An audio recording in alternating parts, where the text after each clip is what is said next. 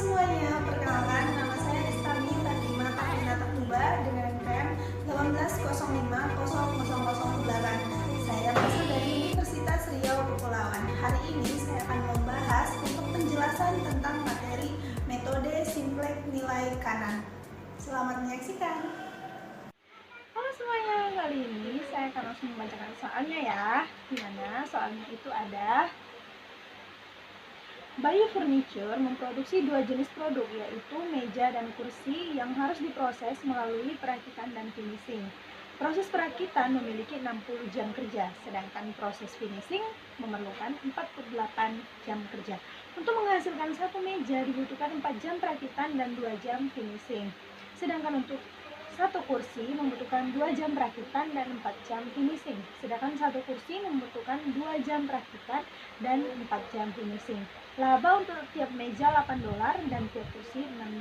Sekarang kita harus menentukan kombinasi terbaik dari jumlah meja dan kursi yang harus diproduksi agar menghasilkan laba yang maksimal. Selesaikan dengan metode simplex nilai kanan. Nah, dari soal kita sudah bisa menentukan fungsi kendala yang mana nih kita bisa susun. Ada fungsi kendala 4x1 ditambah 2x2 kecil sama dengan 60. Terus ada 2x1 ditambah 4x2 kecil sama 48. Kenapa kita menggunakan tanda ini? Karena kita mencari nilai maksimum. Nah, selanjutnya ada x1, x2 bisa sama 0. Dan ada maksimum Z sama dengan 8x1 ditambah 6x2. Nah, kita langsung masuk ke langkah-langkah. Yang pertama, mengubah fungsi tujuan dan fungsi kendala menjadi bentuk baku. Yang pertama ada fungsi tujuannya kita rubah menjadi bentuk baku dari Z sama dengan 8x1 ditambah 6x2. Nah, ini 8x1 sama 6x2 nya kita pindahkan ke depan. Jadi Z dikurang 8x1 dikurang 6x2 sama dengan 0. Selanjutnya ada fungsi kendala, yaitu 4x1 ditambah 2x2 kecil sama dengan 60. Nah, kita tambahkan x3. Jadi 4x1 ditambah 2x2 ditambah x3 kecil sama dengannya kita rubah menjadi sama dengan jadi 60. Terus selanjutnya di bawah juga sama, kita rubah menjadi, tapi kita tambahkannya x4. Nah, jadi sama dengan 48.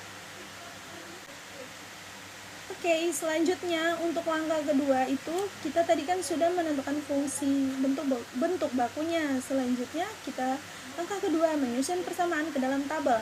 Nah, ini kita susun ke dalam tabel berdasarkan variabelnya. Ini ada variabel dasar Z, X1, X2, X3 dan X4. Ini ada nilai kanan, ini ada indeks. Nah, sini ada Z, ada X3 dan X4. Kita susun tadi yang pertama ini kan Z-nya 1, X1-nya min 8, X2-nya min 6, terus X3-nya nggak ada, X4-nya tidak ada, terus nilai kanannya 0. Oke, seterusnya seperti itu ya. Ini ada 0, ada 4, 2, 1, 0, dan 60. Terus selanjutnya yang terakhir ada 0, 2, 4, 0, 1, 48. Untuk langkah yang ketiga itu ada memilih kolom kunci. Nah, kuncinya itu cara kita memilih kolom kunci itu adalah nilai pada X yang bernilai negatif dengan angka paling besar. Nah, dari variabel dasar Z ini kita lihat yang mana yang paling besar nilai negatifnya. Nah, ini ada nilai min 8 kan. Nah, maka inilah yang disebut dengan kolom kunci. Nah, selanjutnya itu ada yang langkah keempat, memilih baris kunci. Nah, setelah kolom kita memilih baris kunci. Baris kunci itu apa? Baris yang mempunyai indeks terkecil. Dari mana kita dapatkan indeks? Dari nilai kanan dibagi nilai kolom kunci. Nah, tadi kan kita sudah mendapatkan kolom kuncinya itu kan ini kan. Nah, sekarang kita cari untuk baris kunci. Indeks itu kita dapat dari nilai kanan dibagi dengan nilai kolom kunci. Berarti 60 bagi 4 sama dengan 15. Nah, terus di bawahnya ada 48 dibagi 2 sama dengan 24. Nah, di antara 15 24 ini yang paling kecil adalah 15. Nah, maka sudah kita dapatkan baris kuncinya yaitu X3 ini. Selanjutnya yang kelima itu ada mengubah nilai baris kunci menjadi 1. Tadi kan kita sudah ketahui ini baris kuncinya. Nah, baris kunci ini kita ubah, ini ya, perpotongan ini ada 4 kan. Nah, ini kita ubah menjadi 1, maka dikali dengan 1/4. 1/4 dikali 0 sama dengan 0, 1/4 dikali 4, 1, dan begitu seterusnya. Ini hasilnya. Terus selanjutnya ada langkah ke-6, itu perhitungan nilai baris baru, yang mana kita bisa cari dengan baris lama dikurang koefisien angka kolom kunci dikali nilai baris kunci. Ini ada perhitungan pertama, ada baris Z. Baris Z itu ada 1, min 8, min 6, 0, 0, 0. Tadi kan kita udah dapat ini 0, 1 setengah, 1/4, 0, 15. Kita kalikan min 8 supaya yang lainnya itu kita jadikan 0. Yang ini kita jadikan 0, 0. Ini bisa kita lihat hasilnya itu ada 1, 0, min 2, 2, 0, 120. Selanjutnya ada baris X4, itu ada 0, 2, 4, 0, 1, 48. Kita kali 2 dulu dengan ini, 0, 1 setengah, 1/4, 0, 15. Nanti hasilnya itu dikurang, hasilnya kita dapatkan 0, 0, 3, min setengah, 1, 18. Nah, kita masukkan nilai di atas ke dalam tabel yang baru, yaitu ini sudah kita dapatkan, bisa kalian lihat di sini tabelnya. Ini sudah yang baru. Ini kenapa kita ganti X1? Karena tadi yang pertama kolom kuncinya itu berada di X1, maka X1 kita ganti ke sini. Nah, kita lanjut untuk langkah ke-7. Langkah ke-7 itu kita sama aja langkahnya kayak yang awal, melanjutkan langkah yang sama sampai Z tidak ada nilai negatif. Jadi kita harus melanjutkan langkah yang berulang-ulang sampai Z-nya itu tidak ada yang bernilai negatif. Nah, nih.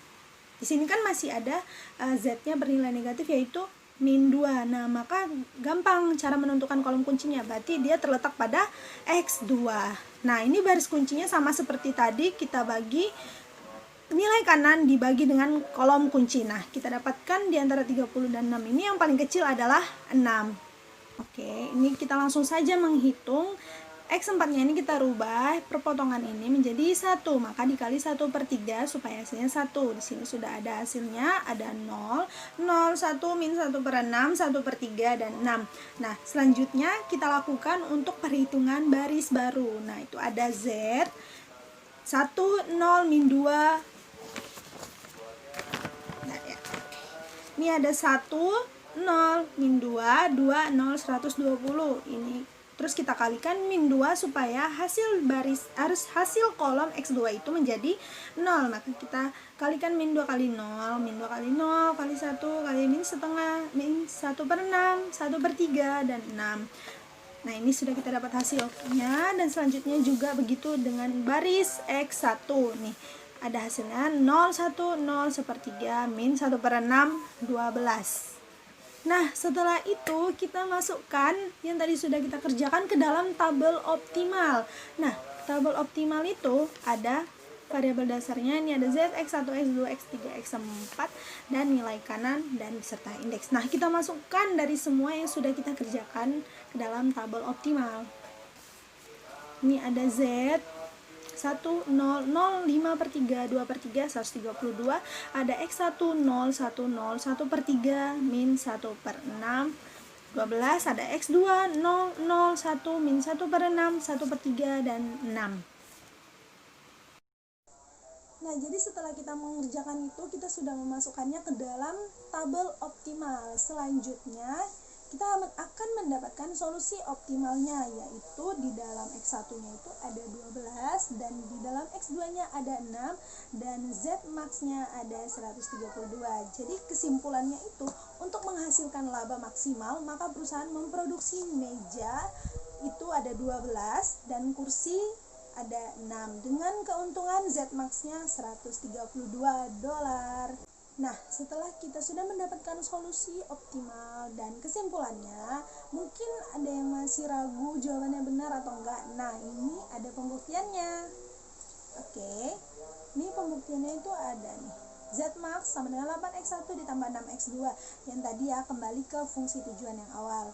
Nah, nih, kita masukkan X1-nya itu ada 12 dan X2-nya itu ada 6. Jadi 8 dikali 12 dan ditambah 6 dikali 6 sama dengan 96 tambah 36 sama dengan 132. Sama dengan hasil yang sudah kita dapatkan.